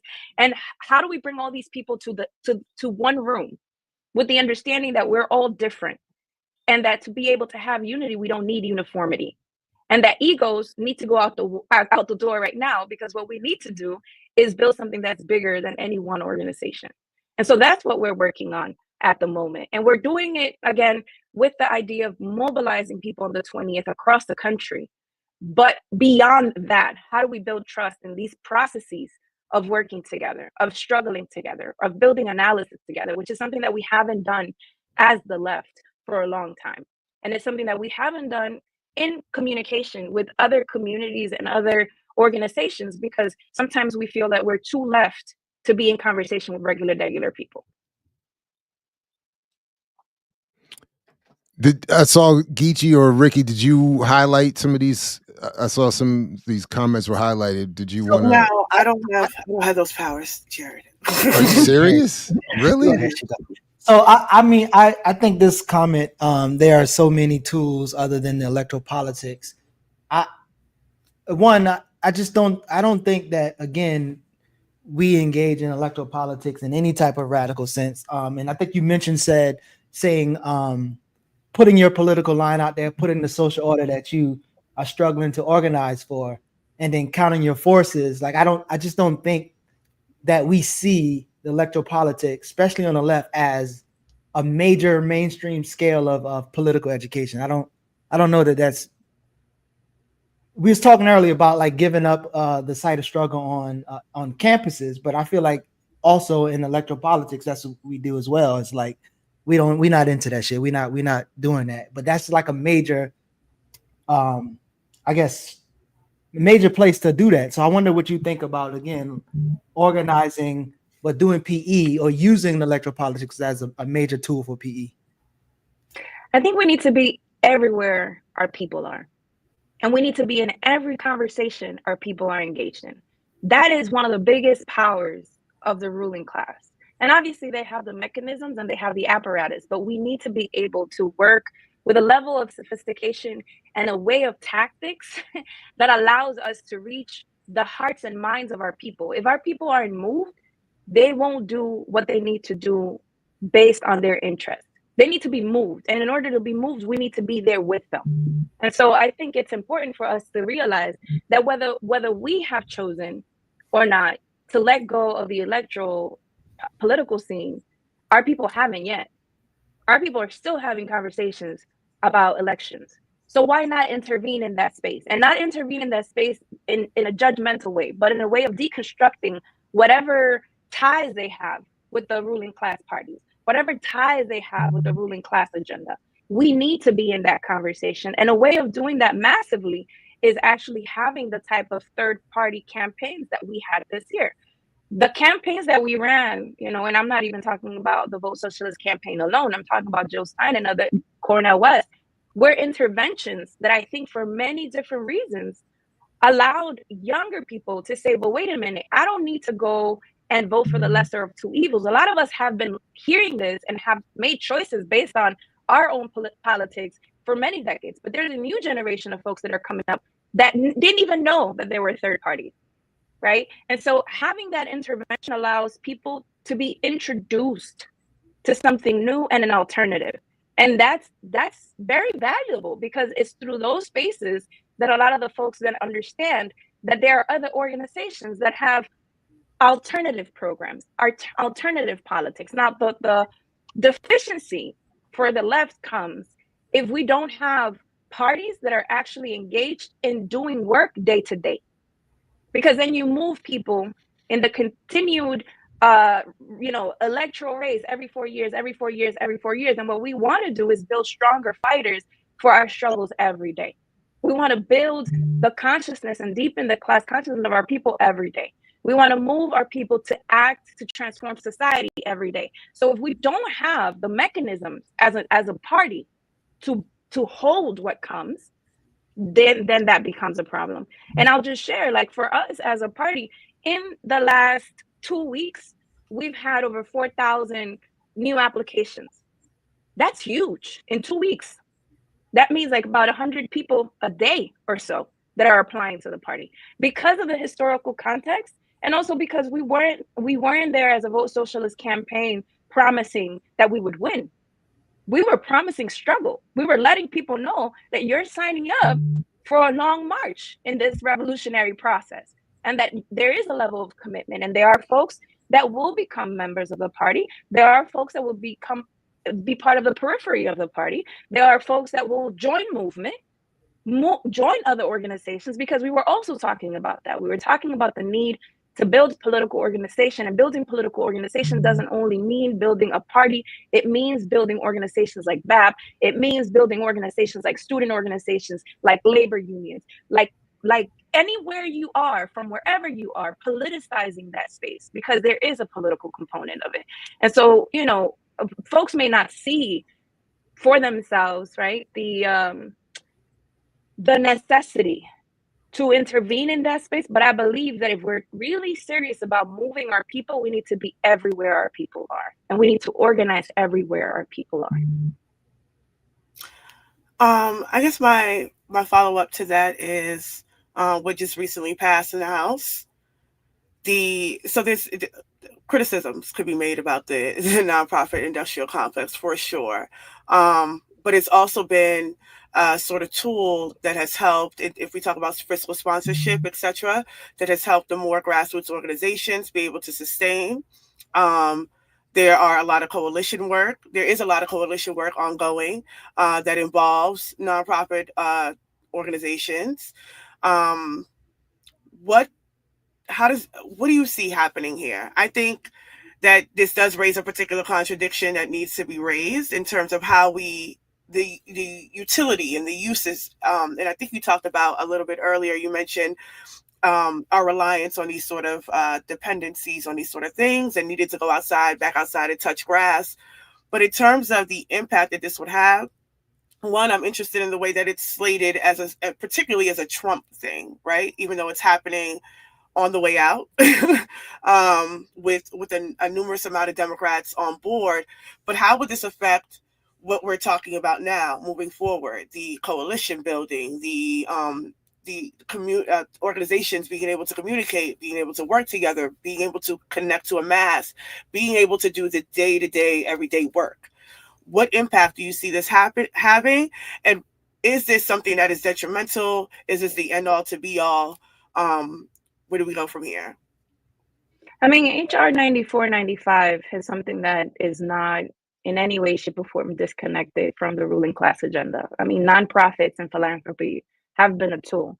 And for working class people and organizations that are progressive and organizations that are socialist, like some of the ones that I'm connected to, utilize a 501c3 status for something that actually is in complete opposition to what the ruling class agenda is, obviously they would come for those organizations. The naive aspect of it all is to think that somehow it's only a tool or a weapon that's going to be utilized against pro-Palestine organizations. It's going to be utilized against any organization that represents a threat to the status quo. Is going to be utilized to persecute, leaders. Is going to be utilized for many different many different things. Mostly because we know that definitions and the way that the ruling class defines and articulates and, you know, terrorism is always, you know, just like they did communism at some point, just like they did many other, you know, social justice related revolutionary movement in this country. They utilize definitions precisely to criminalize, to demonize, to persecute. And so what we cannot do is think that this is only something that is going to be utilized against one group of people. That's the first thing. And so if we're able to reach that understanding there, we're able to feel the urgency for us to be able to figure out some sort of way to be able to respond to this. Now, do we have, I mean, we have to fight it. How do we fight it is the question. And how do we at the same time build mechanisms so that what we do doesn't take such a hit? And that's why it's so important. That's one of the reasons why, I mean, when I say the nonprofit industrial complex is not to talk ish about people who actually come into these spaces attempting to do good work. There's a lot of good nonprofit organizations attempting to do good work, but we're working within a constraint and limited framework because it's a framework that we didn't create. Is a framework that was imposed on us. There are laws that are not our laws to be able to abide and actually fit in and continue to do the work that we do. And so I think it's important for us to understand that there's a timestamp in that mechanism. There's a timestamp in that framework because they will allow us to go as far as they want us to go because it's not our framework. And so that's why the necessity of building political organization outside of that. Not because people are horrible. A lot of good people come into the nonprofit world. I worked in the nonprofit world. The People's Forum is a nonprofit, right? And it's a nonprofit that has received a lot of threats because of our socialist values, our socialist politics. And so we are not saying that it's a mechanism that is not useful. What we're saying is that it's useful, but it has its limits. And it has its limits because we have been given the regulations to abide, and whatever we do and we don't do that they like or dislike, they get to choose whether we continue or not.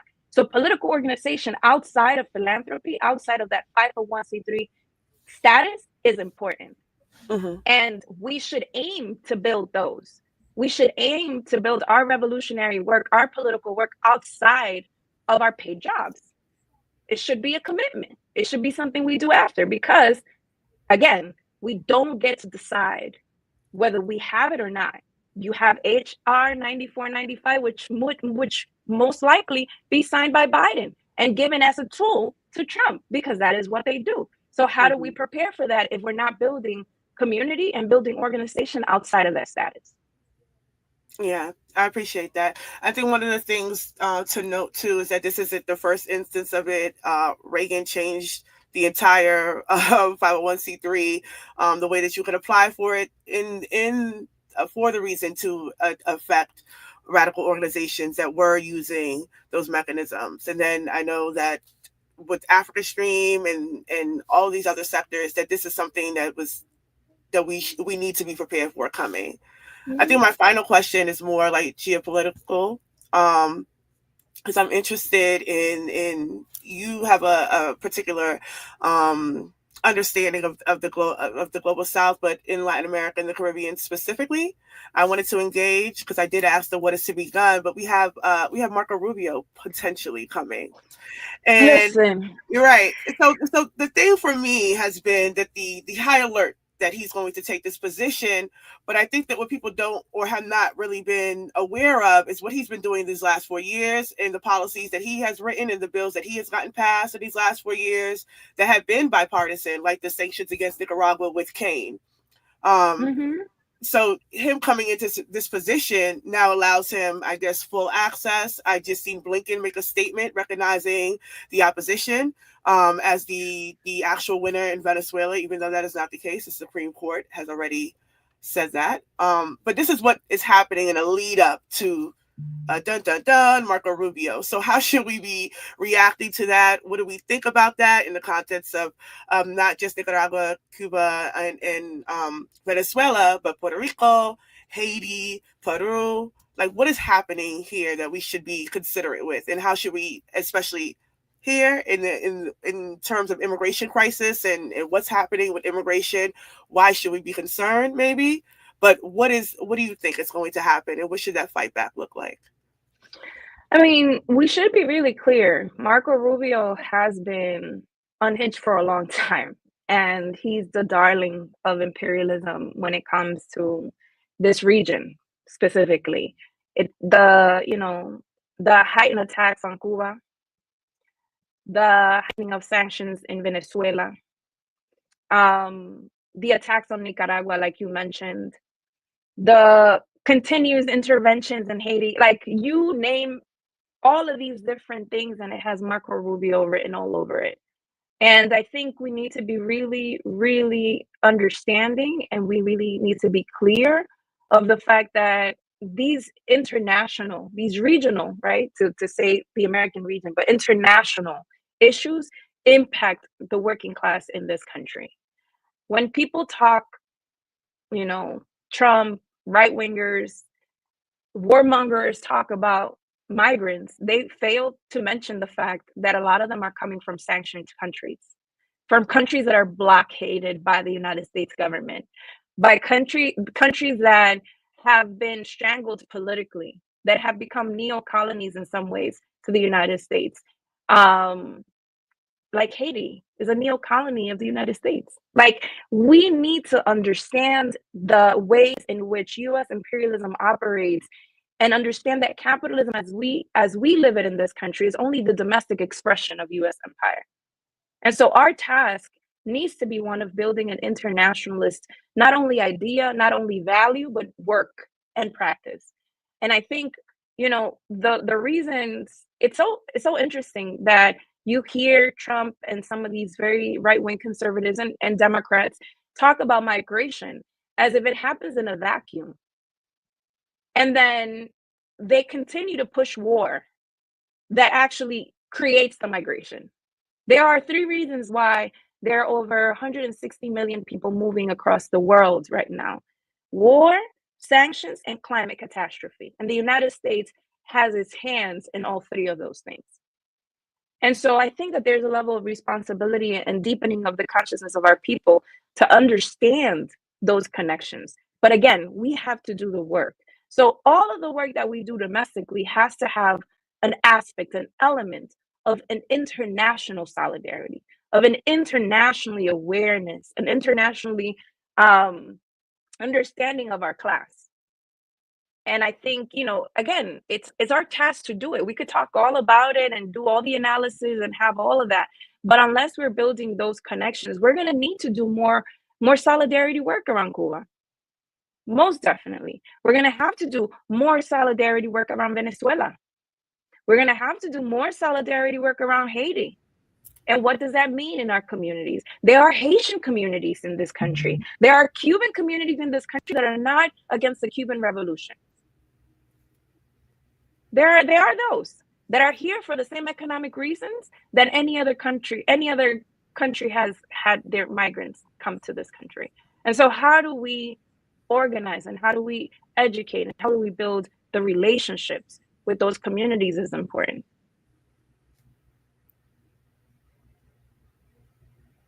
Because it's not going to be. Yeah, I was going to take up the whole interview because I could keep going. No, I love it.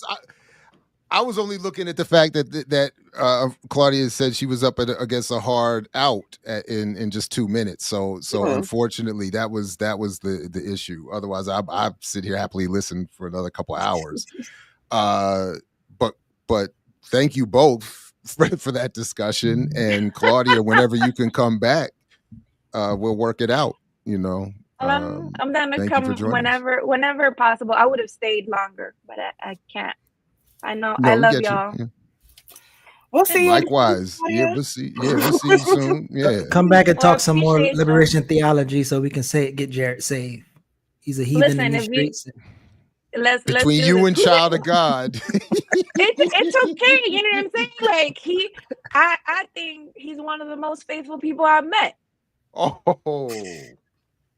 I'll take We can it. have that conversation too. You know, Yeah, you don't have Jay. to be. I look You don't have forward to to that. proclaim. You don't have to proclaim it to do it. Sometimes you do it and you don't even say it. So it's all good. All right, Fair y'all. enough. Thank you All very right, much. Thank y'all appreciate so Claudia. much. Peace. Peace to you as well. Take care. No, that was dope. That was dope. A little bit, Goddess. A little bit.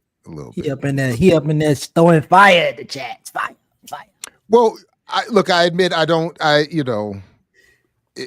yeah. Sometimes things get a little frustrating, and I don't like seeing some,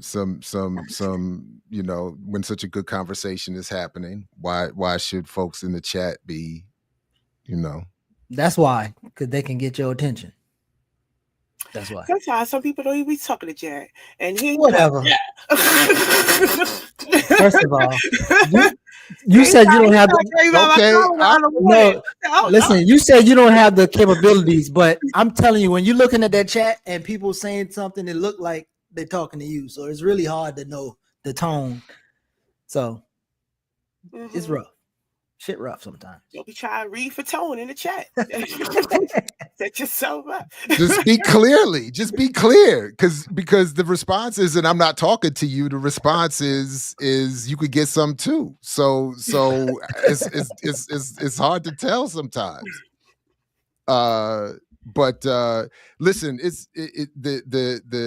the one thing is that where we at least agree upon on the screen here is that the solidarity cannot be solely with the United States. And this exclusive argument that folks want to make.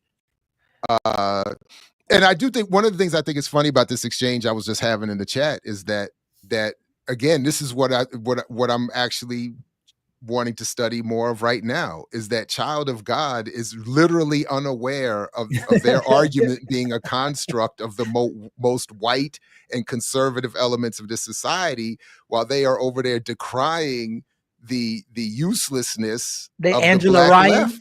They Angela Ryan right now. That's what they. But it's this idea that people like me have been captured by a bubble of black left talk, and that they have somehow escaped that bubble to see the reality when all they've done is walked into the most white and conservative bubble ever without even recognizing. It's fascinating. That's the Candace Owens spiel. Yeah, I mean, it's just fascinating. So, and it's effective. So yeah. I'm not mad at Child of God. We just disagree. It is effective though, to the extent, because I actually had a little minor struggle with my cousin. Because they shared some Candace Owens shit. I was like, what's going on over here? But apparently she's into God now. Who? Candace Owens.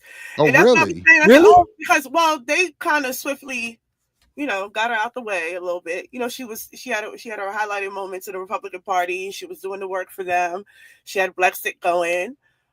She was following behind Kanye West for a little bit, but now I think she's squarely landed in church. So I'm not sure where Candace Owens is. Who church? Joel Osteen church?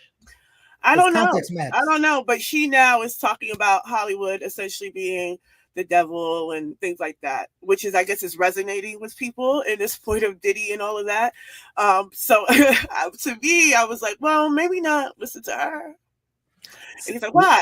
It's facts. I was like, I don't know about facts. So since Sheena brought this up, I'm sorry, but this is an example of taking something out of context. So when I was drinking my coconut water and Claudia was on, Sheena post this, and I'm like thirsty, and I was about to respond, and then she cleared it up with she's talking about the coconut water. So you see how that can be taken out of context. See what I'm saying? Media 101. You only got 200 words in that chat, Jared. Okay, y'all can spiel for 25 minutes straight, no cutoff. Oh my goodness! Oh my goodness! Wait, for real? It's a chat limit? Oh my goodness! There is a chat limit. What's this? Twitter? Yeah, basically. That's my why they carry goodness. on like that. Oh, so Twitter, you can pay more money to have a longer text. Oh my God, is that what's happening? Yeah, like Yes. you can type People a are book. actually paying for that? Yes. Yeah. People are Wow. actually paying I for thought that. they Yes. I thought they took away the limit. Wow. I thought You so are too. paid. No, I thought they took it away limit too until I was like, oh, okay. Wait, But- that is but- hysterical. Because I seen a tweet that was like legit 3 paragraphs. You said it's your cousin that's checking in with Candace Owens. Is that what you're Yeah, saying? he had shared some things she was having a discussion about. Well, encourage them to stay tuned because I think Candace is funding somebody to be in this final flat Earth debate experiment coming up next month, where they're going to go to the North Pole and observe the 24-hour sun or whatever they're doing to prove that the Earth is round or flat. This the last great experiment, the final experiment, I think they're calling it. And behind that is a lot of the argument in defense of the biblical, the Bible's approach to God. So There you go. so Candace is in the mix. She's paying. I'm just she's finding funding- out all type of things. I thought Candace Owens got married, but her name was always Owens since we've known her. Her husband's name is Owens, or did he change his? No, the I husband never- is I'm not- British, right? He comes from Brexit stuff. But his Oh, last name wow. Owens too. So like, I'm He's tied in confused. with Or the did he take her Harry Styles name? thing, Yeah, I that's don't what I'm about to figure out. Oh He had to wow, take her her husband. name. Oh wow, wow. Yeah, that's how They- she. I mean, she's not. They're gonna find Santa too. Yeah, I think but they are doing it. There's I followed some of the science communicating community on YouTube, and there's a whole funded trip taking place where flat earthers and globe earthers are going, and this is going to be it. And Candace is sending her, I think her director, she's funding somebody to document it up there to get the truth once and for all. And Who's funding her? yeah, globe earthers, they have to Obi, they have to call it globe earthers, because it's to balance it out. Oh wow, she's deep in the chat. Wait, scroll back. Look, she got Oh my the prayer clause. God. That's the prayer. Oh, she's from Nashville. She got a prayer clause and everything. Wait, she's in Nashville, Wow. really? Man, listen, we need to do I ain't never like looked into anything that she got going on. So she's in Nashville. Her husband's last name is Owens. I thought she just recently got married to the white boy because I saw the wedding, and she down there with Denzel and them. Oh wow. Wait, Denzel. He's talking about people he know, not Oh, Oh, not that Denzel. I'm talking about the real Denzel. that actor. Whoop and Zell down there organizing with Candace. I'm let me find out. No wonder they be missing the study groups. No, because they be actually organizing. No, they be with Candace. They here make the study group. They gotta go outside. Claudia said touch grass. hey, child of God told me I need to go outside to see what's really going on in these streets. The consensus is made: no immigrants. Black solidarity, Black American solidarity with the United States Only. only. I'm out. I'm out. Sorry, y'all. Can't participate in the revolution. We were this close. All right, yeah. Before we go, My bad, child of God. I'm gonna leave you alone.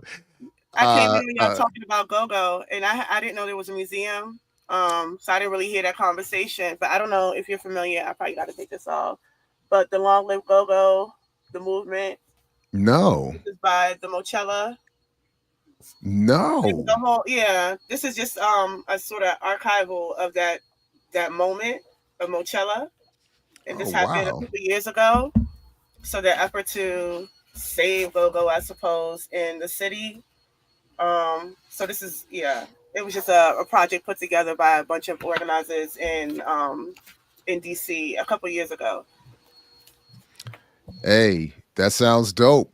And I don't know how, again, I don't know to what extent you can save Go-Go if the people can't stay in the city. Right. But at least it's going to be a museum that will let folks know that once upon a time there was this thing called Go-Go. We was wolves. Oh man, yeah. Oh man. But I'm probably gonna go. I'm probably gonna go to that one. I am gonna be a massive contradiction and probably show up and look at that thing. Probably. Yeah, I'm with you, Stone Chowder. I'm that's Anything else? Anything you want to let folks know before we get out of here? Ear Doctor dipped on us, so we got to close out on our own. Yeah, I figured that. I was trying to find those black archivists for Old Dirty so I can snitch on them, but I can't find their pictures. But one of them was from Emory, the other one from Georgia Tech, and another one was, and the last one was from all of the black colleges in Atlanta. And the one from Georgia State and the black college in Atlanta, the one who was kind of like, if you're not a academic archivist, then you gotta depend on us. And then the one from Emory collected them together. But it was an interesting little panel. But we do have we are studying Ajamu's book on organizing defense against white supremacy. So anybody want to come through? You better say that whole title. You're right. but it's organizing defense. It's a long ass title. Matter of fact, you want me to read it? It's the title is Organizing, a Guide for Organizing Defense Against White Supremacy, Patriarchy, and Fascist Violence. So, Barter and Build, you can come through, study with your peoples. It's a really, really good book, though. I think in terms of practical organizing, the questions of what needs to be done, even to the point of go outside and touch grass. I mean, I think it gives great directives on what do we mean when we say speak to people. What are the questions that you can pose to people? How are you collecting this data? What are you doing with it? How are you collectivizing a unit of people? What makes an organization? How do you start one? Because he says typically, like, if it's you and a buddy, there you go. And you build out from there. But yeah, I think this is got my copy. That's what's up. I haven't seen this yet. So that's what's up. So it's a really, really good guide. Highly recommended. And we need it. And those are tested, right? So I think it's one thing to say a thing, but I think also we have to get into the habit of testing what we say. Like I can come on here and say a bunch of stuff, but what does it mean if it's not practical where I'm at, or if it doesn't work where I'm at? So I think we have to get in the habit of testing, and I think that book really shows you how do you do that. Yeah, no doubt. And we need I'm gonna have to definitely check that out. There was something I was gonna say and I forgot. Anyway, I totally forgot what I was gonna say. Damn. Anyway, people, please make sure to like, share, subscribe. Oh, that was it. Dr. Horn was just on LSR with Dr. CBS and Layla Brown. So go check that out. He was just here if you missed it. So there it is. And hit the like button. What did I say? Did I not say LSR? What did I say? Oh, I don't know. Yeah. Life Study Revolution. Oh, Dirty. Hit me up on social media. One of them social media, Instagram, Facebook, one of them things. All right. Peace to you, Brother Jamil, as well. All right, everybody. Peace. Be willing to fight for it, like Fred Hampton used to say. And we'll catch you tomorrow, Saturdays with Renee, Sundays with the Ear Doctor. He said he's on vacation now, so make sure you have the bell rung. He's going to be popping up. He just announced it. It was at the executive decision. That's what he said. That was the executive decision. That he's on vacation and he's going to be around the platform more in the next, I don't know, week or so. So. Oh, he on a week vacation? I don't know. I mean, DJs gets break too. Come on, man, get a drum or something. For a week? Yeah. I'm really not clear what he was saying, but his point was he was going to be around more. So I don't think he's on vacation from us. I think he's on vacation from the school, the other job. Okay. I'm not. But I saw. And Yeah, his point was where his priorities lie. You know. And there it is. And there it is. All right. Thanks, everybody. Great show. Thanks to Claudia for coming through. Thanks to Queen of Sheba for coming through as well. And thanks to future Dr. Erica Brown for the run sheet that we basically ignored today. but we thank her anyway. I didn't. I was prepared. And I threw a little caveat. I'm sure it's my fault. The Sarah, whatever her name, Laura McMahon, whatever her name is. I threw a little shot. Oh, is that what that was? Oh.